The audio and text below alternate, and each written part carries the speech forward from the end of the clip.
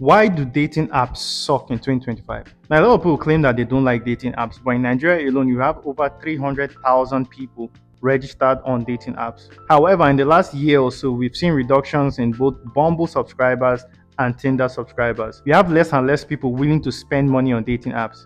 So in this video, we're going to be looking at why exactly dating apps suck in 2025 according to facts and figures from actual users. And we're also going to be suggesting different ways of tackling these issues and making dating apps better moving forward. So let's start with why do they suck? So first off, 74% of users have reported being ghosted on dating apps. That's wild. So in case you don't know what ghosting is one of two things. It's either they were talking to people and all of a sudden they just stopped responding to them, or they were supposed to meet up with people and the people just didn't show up. Now, 74% is a lot of people that are reporting this issue. But why exactly are people ghosting so many people? Well, apparently 60% of people on dating apps are either married or in a serious relationship. Now, the problem is a lot of these people lie on their profiles that they're looking for something serious. So when they start talking to somebody that is actually looking for something serious, at some point they find out that they're not going to be able to get their ulterior motive, which is probably a fling or something. And then they resort to ghosting. Now, another reason why people ghost is because of burnout. Now, according to reports, over 50% of people that have used dating apps in 2025 have reported that they have experienced swiping and chatting burnout. What exactly does this mean? It means that they are swiping on too many people. Like they get tired of swiping and they get tired of starting new conversations with so many people. The matchmaking system is not exactly the best. This swipe left, swipe right is good for convenience and speed, but I don't really think it's good for efficiency and real accuracy of who you're looking for. Now, another major issue with dating apps in 2025 is catfishing and plain old lying on their profiles. Now, over 36% of users on dating apps have reported that they've been catfished or they've been plain old lied to. Basically, you're chatting with Aaron Pierre and then you guys plan to meet up, you now see Portable. Now, I'm not saying that Aaron Pierre is better looking than Portable. I'm just saying that they are two different people. So essentially, people are just lying on their profiles to get more matches. Simple as.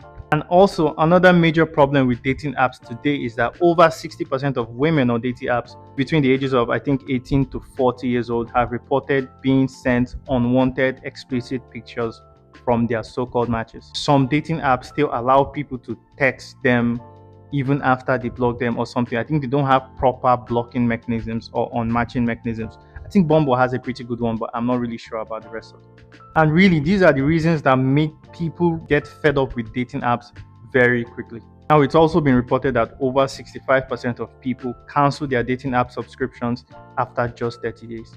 What this means is that a lot of these issues, people face them immediately they register. Like as soon as they sign up, as soon as they subscribe, they start seeing these issues. So it's not like, they have to wait for like a long time and enjoy the dating app before they now encounter all these issues.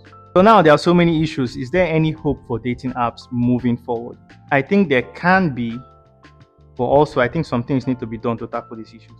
And I think newer dating apps like Don Jazzy's Bambi have a very good chance of breaking into the market right now and pretty much dominating if they fix some of these issues. So first off, the issue of burnout and ghosting. I personally think that it can be improved by using human matchmakers. Let me explain. Now, instead of using these very fast matchmaking, you could have that option, but you could also have a premium option where you can involve human matchmakers, where you can tell them more detailed descriptions of the kind of person you're looking for. So they go on the back end and look for people that match up with that. And then, you can have a more accurate match.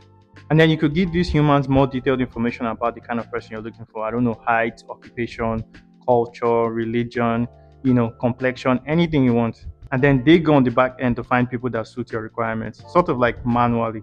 And I know that this is a more traditional method that was used before this whole swipe left and swipe right became so popular. But I also think it's a feature that can be incorporated into these newer dating apps. Now, if you want to take this further, you could call it Matchmaking Wednesday or Matchmaking Friday. You could just select a day in the week where matchmaking is done with humans. I think Bumble used to have something like speed dating. I don't know why they took it out, but just something different that will bring back the whole vibe of online dating. And then to tackle the issue of catfishing, it's a very difficult issue to tackle, but I think that there can be more strict verification procedures being done. Like birth certificates, I know that age is one of the biggest lies that people tell on their profiles. So probably you can ask for birth certificate verification. I don't know which other issues this would cause, but it's something to look into. And then marriage certificate verification as well to cross-check new users' names across, marriage certificates that are already existing. I don't know. That way you can make sure that married people are not registering on single people profiles. I don't know. This is just what I think. Anyway, if you have any other suggestions on how dating apps can be improved in the future, leave a comment below.